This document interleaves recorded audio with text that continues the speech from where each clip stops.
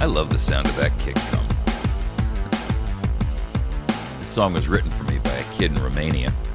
It's actually about a 5-minute song, and I had to edit it out and change it up a little bit, but it's got a great groove to it. And when you hear the whole thing, it's really awesome because the kid interweaves it and interleaves it back and forth, and it's, well, enough about that.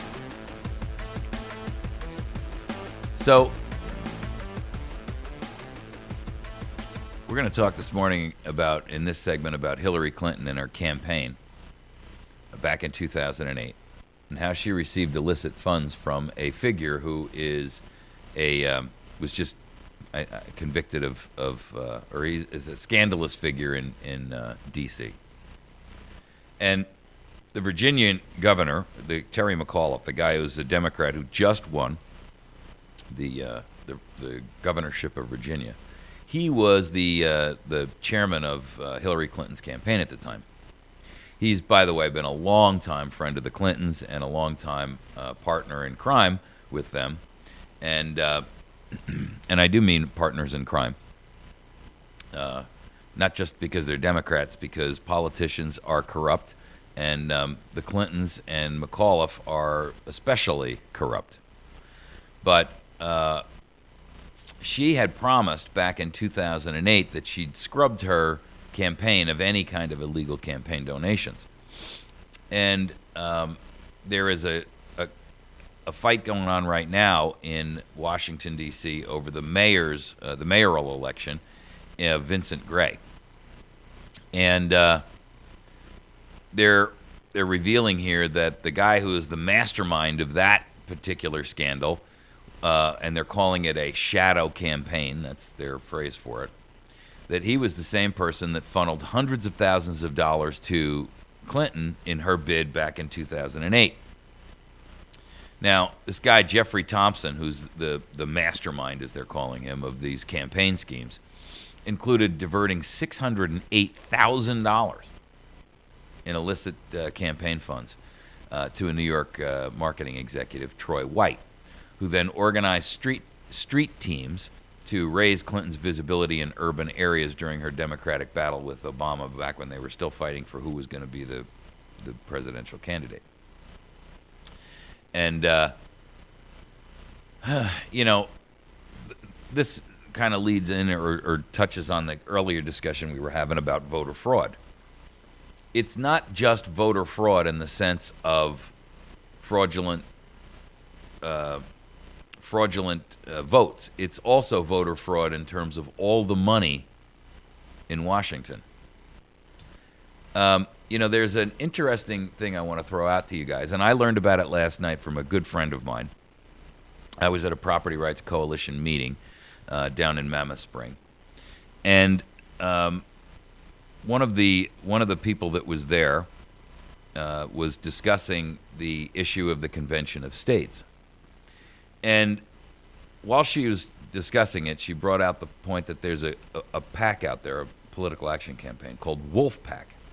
And I'm going to do some research on this because and I'm shooting off the hip here because I don't have the documentation in front of me. But essentially, this Wolf PAC is it's a progressive or liberal PAC, and one of the things that they are looking for is the ability to change some of the things that are happening with the way that we deal with these issues, and that campaigns should not be paid for by private money, but they should all be publicly funded. And I'm in agreement with that, because the one problem that we seem to have is that if you take the money away, in other words, by pull the lobbyists out of this game and all the illegal money that gets funneled into these campaigns, one, you'd have more honest elections. Two, you would steal the power from lobbyists and corrupt politicians, because you take the wind right out of their sails. See, if you remove the idea that people can run these re-election campaigns, first of all, for the record, in case you didn't know, 90% of all incumbents win office again, statistically speaking. So when we're talking about 90% of the people who run for office as an incumbent win, you got to recognize that there's a couple of factors that condition that. One is you've already got name recognition.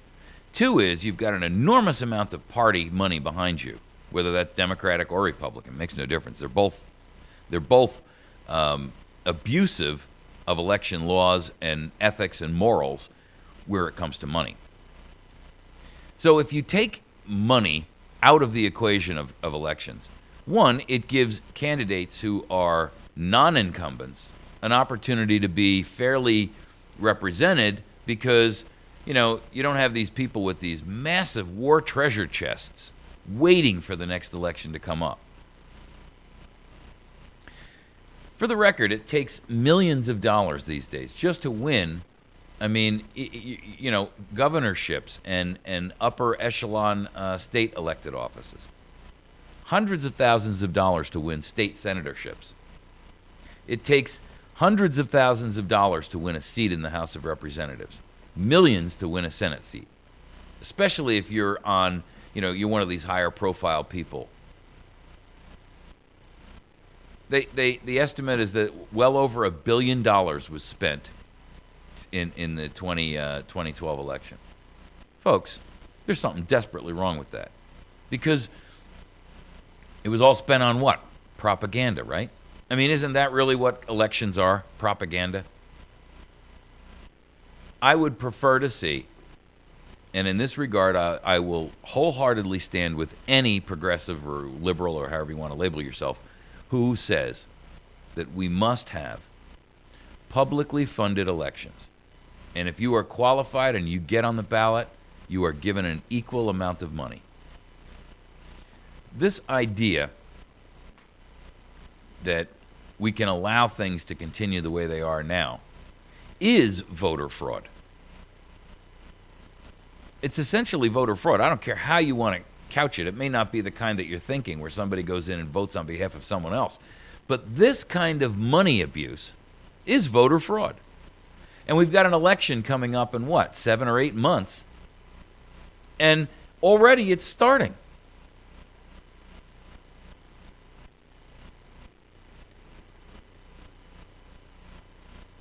Frankly, and I realize that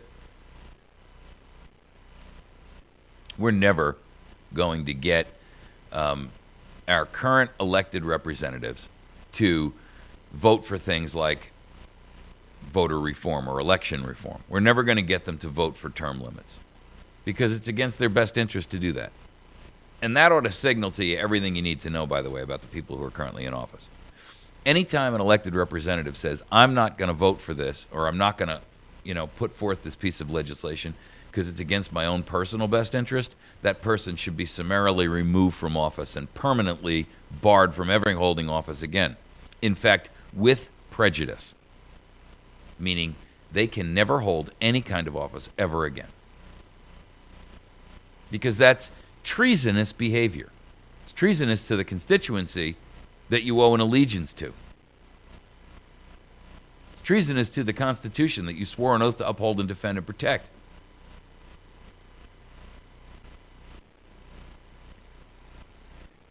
We've had a duopoly party system in this country for the last 150 some odd years. No one other than a Republican or a Democrat and a few isolated independents have ever won an office.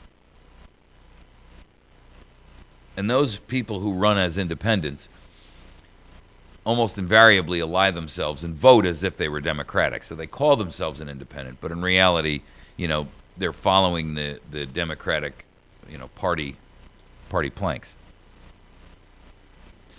See, the problem here is that the parties are really the problem. They pour so much money into these campaigns, and they act as a laundry or a laundromat for money. PACs and these political action campaigns that are 501c4s, it's inexcusable. I know the IRS is targeting them. But frankly, there is no corporation, whether it's a political corporation or it's a corporation that's in business like, IBM or Microsoft or any of those, who can claim personhood and First Amendment rights. I'm sorry. That's inexcusable. And frankly, I find it disingenuous that people on both the left and the right use them and then argue against them. It's interesting that the conservatives will scream bloody murder that they're being investigated by the IRS. And they are. And it's wrong, because the law currently allows it.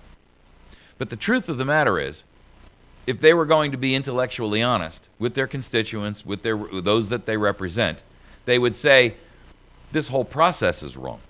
It shouldn't exist. And just because the Supreme Court gave us a loophole in the law doesn't mean that it's the right thing for us to do. I mean, you are physically capable of going to rob a bank, but you shouldn't do it. You are physically capable of punching your neighbor in the face when he talks mean to you across the fence, but it doesn't mean that you should do it. Just because you can do something doesn't mean you should. Now, I understand their argument is, well, the other side's doing it, so we have to do it just to be even. So what we end up with is constantly lowering ourselves into the basement and lower floors of degradation and failure to honor and respect ethics, morals, integrity. So we're in a race to the bottom of corruption, the bottom of the barrel, the bottom of the ethics barrel. We're always looking to see how much deeper can I dig this basement so I can get up underneath my opponent and get a leg up on him. When in reality, what we should be trying to do is figure out how to fill the hole and bring ourselves back up on a plateau on ground level. The only way that that can be accomplished is by a massive stand by the American population to say, you know what, this system is so corrupted, we've had enough. And we've had enough with all the current crop of politicians, and we've had enough with all of the agencies that are out there, like the IRS and the FCC and all of these agencies, the EPA, that are being used as weapons by a president who's completely and totally and utterly out of control. And saying, we will not tolerate this. It's our republic. See, here's the problem, though, folks. 50% of the country is so wrapped up in their own dependency and is so willing to stay there that we can't even get a fair crack at the argument. They cannot envision life without whatever their entitlement is, or entitlements in many cases.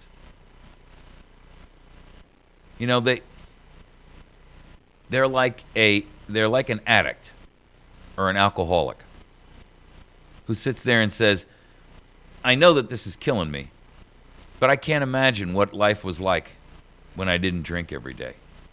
I can't remember what life was like when I didn't put this in my arm. And anytime something is so destructive of you that it will hamper your ability to do what's right, you should be questioning it. When benefits come down the pike that benefit you but are destructive of your self-determination, your self-governance, your independence, your ability to be self-reliant, your self-esteem itself, you should shun that. You should run from that like the plague. Separate yourself from that. I get it. There is there's a limit to what the jobs are out there, and there are, a great many people that are legitimately on some sort of assistance. And I'm not trying to denigrate everybody or even anybody on this. I am saying, though, that when you put yourself in a position where these entitlements become your lifeline, become your feeding tube, you become addicted to it, whether it's by choice or just by the natural course of time in which you acclimate and you acclimatize yourself to this lower lifestyle.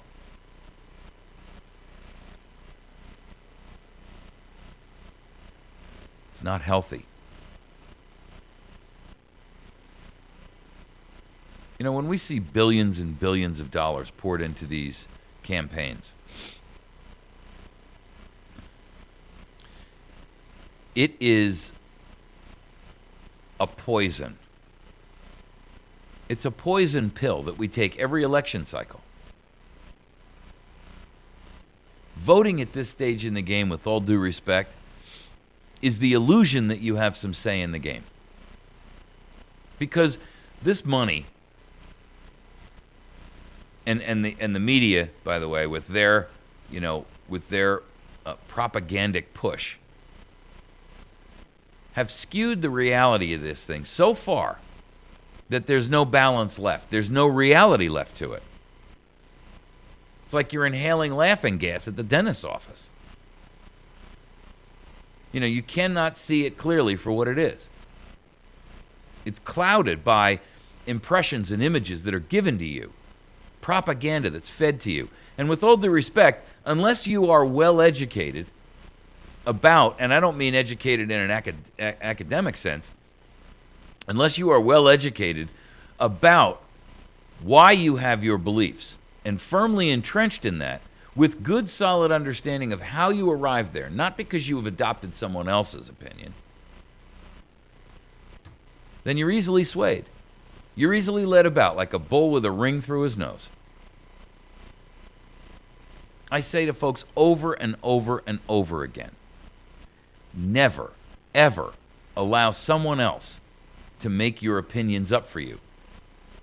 Don't accept someone else's opinion as fact or as your opinion and then begin to regurgitate it like as if you know what you're talking about.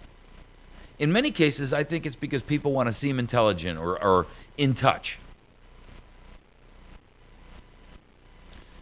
I can almost always tell someone who's lying about their political stance. Because with one or two questions, I can see how thin the veneer. When they can't explain how or where they came about with a principle or an idea or a concept or a belief or an opinion that they've, vociferously support and exude, I can tell you right off the bat, they're lying through their teeth. They don't have any idea why they believe what they believe. They're just regurgitating somebody else's talking points that they've, kind of paraphrased. And in some cases, memorized verbatim. Once in a while, I'll see on one of our YouTube videos that somebody will, post up a comment up there. I did a thing about global warming, and a guy said, standard talking points for the far right, or he was basically calling me a Republican. I'm like, man, apparently you have not watched any of my videos because I am anything but a Republican. I detest the Republican Party because they're traitors. How much bolder can I say it? They are traitors, as is the Democratic Party. They have betrayed their constituency.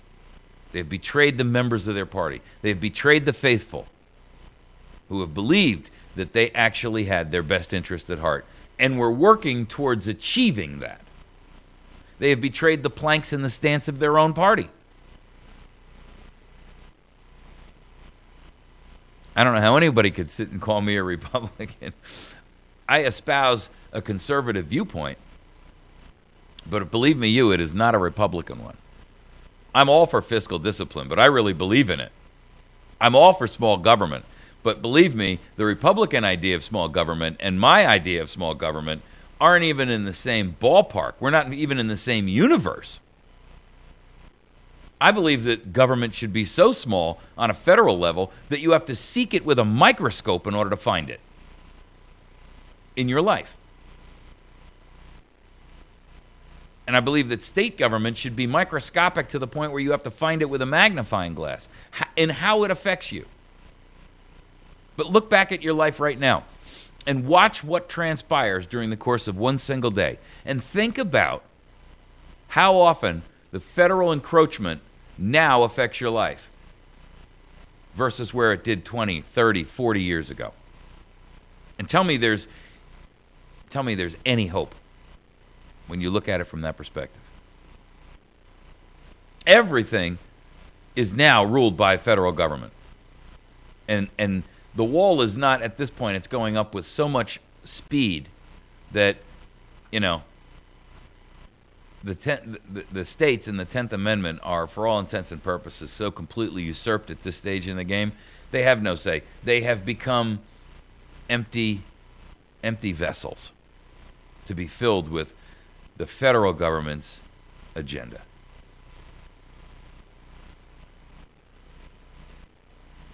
And in large part, that's because of the parties. These parties are antithetical to liberty and freedom. They have become the bane of the American political landscape. They have captured the marketplace of ideas, and they have held it hostage at the point of a gun. They destroy their opponents with money and evil. And I guarantee you, Hillary Clinton, in her run for president, assuming that she runs in 2016, this is the media and her supporters setting her up as the next traitor to take over from the previous traitor. And frankly, you know, I'm not even sure we're going to make 2016 at the pace we're moving. For real. At least not in the way in which you or I think a free and enterprising nation should be. Look at what's happening with, you know, the development of these enemy databases. We're going to talk about that a little later when we talk about how the FCC is now being used as a weapon to target conservative voices. You know, they tried it with the IRS, or they're doing it with the IRS. They're doing it with the EPA. They're doing it with the FCC. All of these administrative agencies, which have no constitutional authority or right to exist, or right to life, frankly, are being used by the progressives, the left, and this president as weapons. They have declared war on us. It's just not a shooting war yet. And now 2014 and campaign donations will fund that war. You've been listening to America's Voice Now. You can find us live on the web, and I'd like to hear from you, so please comment to me. You can do so by sending me email to mike@americasvoicenow.org. We'll be back in just a moment.